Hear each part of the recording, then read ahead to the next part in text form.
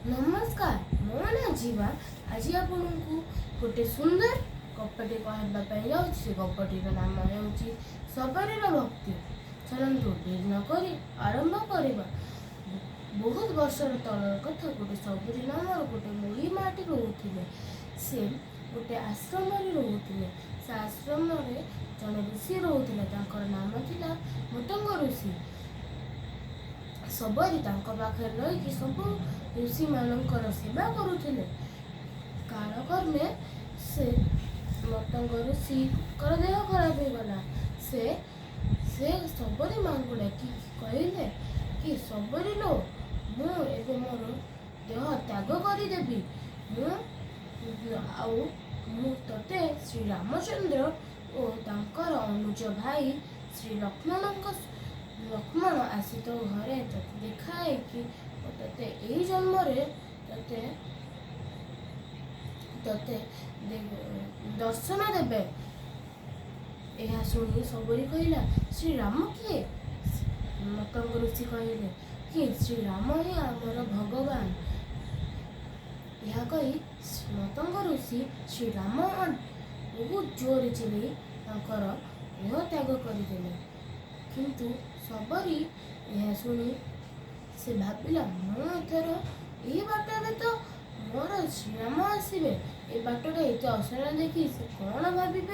तेणु से सब से बाट को ओड़े दूसरा। जो गोटे दिन ओड़ू ओड़ू गोटे पादरे गोड़ीटे फुटीगला। से किंतु तार गोड़ी पादरे तार जी फुटला से कथा चिंता नक से चिंता कला जदि मो श्रीरामकर पादरे गोड़ी फुटीगला श्रीरामकर उषुम पाद कमल पाद तो बहुत कष्ट पाइबे। तेणु से रास्ता फूल भी छुई दूला। किंतु एमिति बहुत वर्ष पर वर्ष मास पर मास बीतीगला। श्रीराम आसिले नहीं। तो सबरी भाविला मु कौन यही जन्म श्रीराम को दर्शन पाई। से जिते ऋषि कथा मन पड़ा कि ना ना मो गुरु केबे मिछ कहबेनी। से यह भावी पुणी आउ थे काम लगे।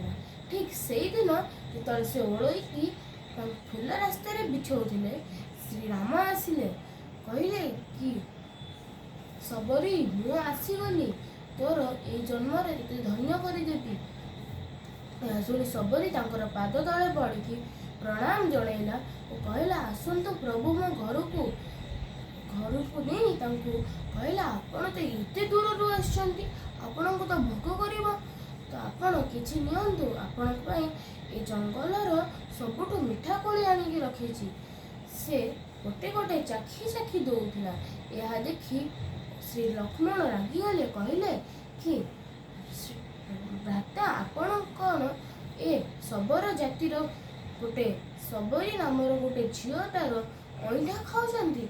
आपण तो एत बड़ भग ठाकुर होगी गोटे झीटार अईठा खाऊँपर किपर संभव।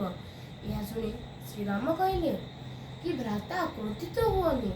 सबर जाति हेले कौन है किंतु ता मन शांत प्रेम भर्ती से मु केबे कहार जाति देखिकी कहार अईठा कि जहाँ मिल देखिकी मु खाएनी। मत प्रेम जहाँ जाता जीव मुझे खाइबी। तो तेणु से कहले श्री लक्ष्मण चुप रहीगले। श्रीराम कहले कि तमें चुप कहीं रहीगल तमें चाखबनी कोली। सी जो श्रीराम हाथ से कोड़ी देले कोड़ी खाई श्री लक्ष्मण कहले हाँ यह तो ठीक कथा। यह तो पूरा मीठा अच्छी। संसार सबुठ मीठा फल मु आज चखी। यह शुणी सबरी कहला प्रभु एटा तो आपणकर इच्छा। जय श्रीराम। यह कही से ए गपटी को मु समाप्त करुछि। जय जगन्नाथ।